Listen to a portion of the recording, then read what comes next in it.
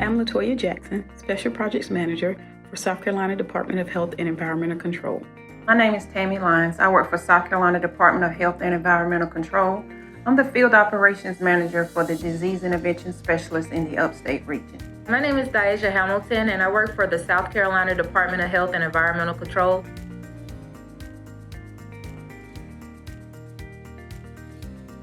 Our motto is healthy people living in healthy communities.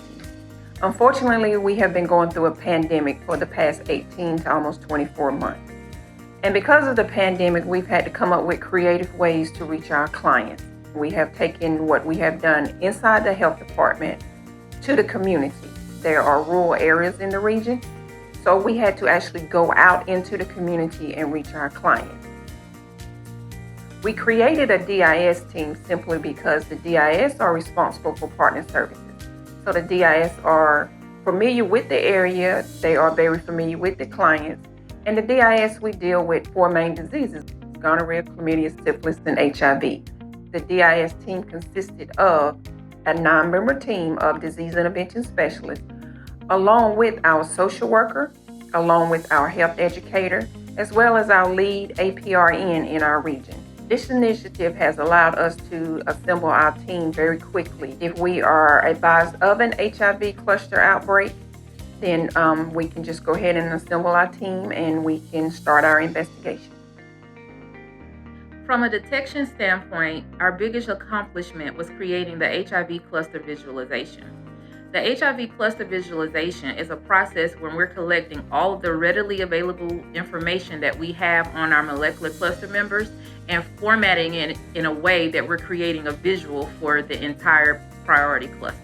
What prompted us to create the visualization was the challenges that we experienced at the beginning of the year. We didn't necessarily know how to communicate the priority cluster to our teams in the field and our teams that was responsible for the response portion. I believe some of our biggest accomplishments for year 1 has been improving and documenting our processes for detecting clusters and communicating with our response team. We made sure that we provided or gave ourselves a timeline or deadline for each step in the process. Whenever we were able to detect a cluster, we gave ourselves a certain amount of time to complete the HIV cluster visualization.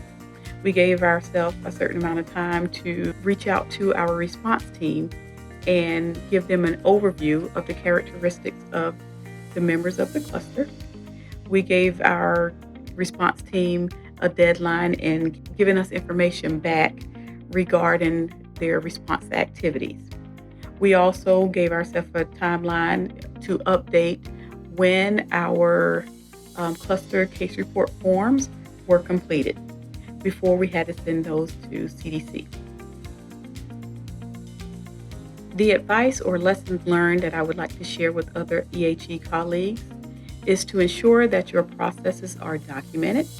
Ensure that you have deadlines or time frame for each step in those processes.